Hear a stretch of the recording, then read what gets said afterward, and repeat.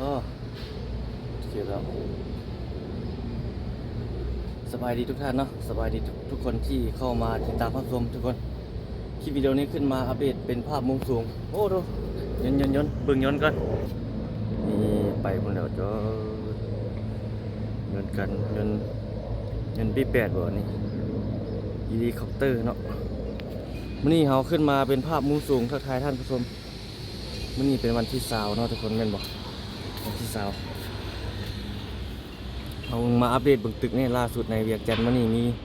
จากตึกที่กำลังก่อสร้างนี่มาอัปเดตล่าสุดเนาะนี่เฮานับเบิ่งนี่ก่อน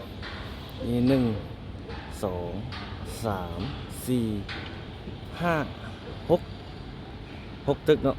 7ตึกกับถัดไปอยู่ทางนั้นทางเบื้องกันเขตเศรษฐกิจคนจีนที่เฮาไปถ่ายนั้นพุ่นน่ะ7หลายคนน่าจะรู้นะถ้าท่านใดติดตามเฮา7ตึกเดินอะไรมานี่8นี่อยู่นี่กำลังจะขึ้น8อยู่บนนี้บนเสาเข็มนี่นะ8ตึกเนาะมาบึ้งเบื้องนี่บัดนี้ เบื้องนี่ก็หลายกันนี่ 哦，在这里，啊，漂亮，ฮะ 电工嘞？不是的啊，电工啊，天宫师傅啊，6楼的在哪里啊？ 6楼在6楼干嘛？睡觉？对我们มีบ่มีเหรอ 哦， 7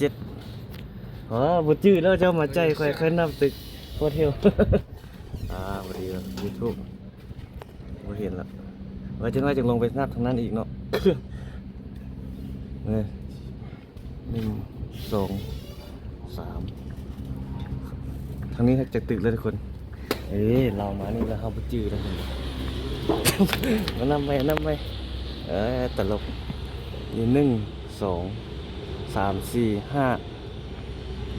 6ตึกเนาะเบิ่งนี่เนาะ7ตึกโอ้ยนต์กลับขึ้นมาแล้ว8นี่เนาะ9หั่น10 11 12 13อยู่นี่3อยู่บนจุ่มนี่3เนาะ13 14 15 16ตึก16ตึกมาอยู่ทางนี้บ่นี่เบิ่งนี่เห็นบ่ถ้าเห็นเขาจึงไปเบิ่งนั่นโอ้นี่17ตึกตัวนี้เนาะอยู่วันนี้นี่17ตึกทุกคนที่กำลังเฮ็ดขึ้นอยู่ในอัปเดตล่าสุดเนาะแล้วยังอยู่นี่อีกเด้นี่บนนี้อีก78ตึกนี่แหละประมาณ18เนาะฮ้อนนี่แหละทุกคนเอาขึ้นมาอัปเดตมื้อนี้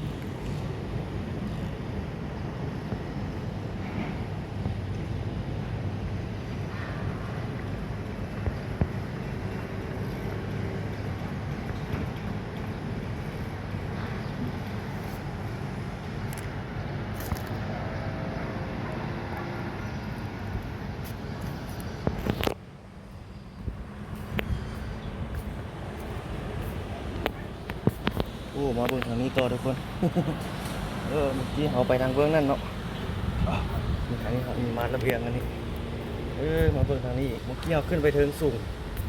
เดี๋ยวมาเบิ่งทางนี้อีกคนนี่เวียงจันทน์ในปัจจุบันทุกคนอีกบ่ดนก็ตึกอาคารเต็มเลยเพราะว่าเพิ่นยังเปิดให้นักลงทุนเข้ามาเรื่อยๆอยู่นักลงทุนเข้ามาหลายก็เป็นการดีเพิ่นเข้ามาพัฒนามาสร้างคือเขาเว้าหลายๆคลิปผ่านมาแหละบ่ให้เพิ่นเข้ามาสร้างมาสร้างให้ก็บ่มีเลยเนาะ ประเทศใดก็มีเบิดนักลงทุนทุกคนเลยบางท่านบางคนเข้ามาโอ้จีนซื้อเมืองละจังซั่นจังซี่เนาะเพิ่นมาเพิ่นก็เอาคืนเงินมาลงทุนได้ทุกคนเพิ่นบ่ได้มาเฮ็ดมาอยู่ละลาเนาะเสียนั่นเสียนี่ให้พรรคให้รัฐเฮาให้ประเทศเฮาหมดทุกอย่างนั่นแหละบวนมาอยู่ละลา เนาะบางท่านกับบยังบ่เข้าใจในจุดนี้ว่าเช่นซะถ้าบางท่านเพิ่นก็เข้าใจแล้วก็บ่เป็นหยังเนาะส่วนหลายก็คือเฮาเว้าหั่นแหละถ้าเข้ามาแล้วก็เป็นการดีบนเพิ่นบ่เข้ามาก็เศรษฐกิจก็บ่ดี มันบ่ดีมันบ่มีบ่อนเวียกเฮ็ดงานทำหลายนะเฮ็ดให้งานเราเฮากำลังไหลออกนอกประเทศเบิดทำาหยังปักคือผ่านมาหั่นแหละแต่ยามนี้ผู้ไปก็มีเนาะผู้อยู่ก็มีแล้วแต่เงื่อนไขของไผเราอันนี้น่าจะแม่นละเสาเขียนขึ้นมานี่ นี่อีกตึกหนึงละเนาะเตรียมจันทร์มื้อนี้อัปเดตให้ทุกท่านได้เบิ่งนั้นทุกแคมป์ของเบิ่งนั้นดอนจันทร์บ่อย่างนั้นพุ่นล่ะบ่ได้ไปอัปเดตเขตเมืองจันทบุรีโดนแล้วทุกคนเลยเดี๋ยวเอาไว้อันน่ะ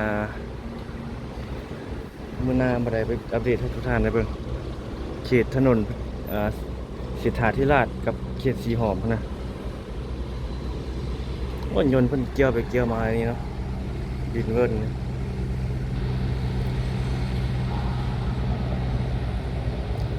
สำรวจบ่บินภาพมุมสูงเห็นเบิดเลยเนาะประมาณนี้ทุกคนคลิปวิดีโอนี้เนาะ ขึ้นมาอัปเดตให้ทุกท่านได้เบิ่งได้ชมพบกันใหม่ในคลิปวิดีโอถัดไปทุกคนโอ้สั้นลมนี่เขาจะมุงเลยนี่ลืมเห็นบ่ตอนนั้นเขาถ่ายเรื่อยๆเพิ่นยังบ่นั้นเถื่ออันนี้เพิ่นมุงหลังคาแล้ว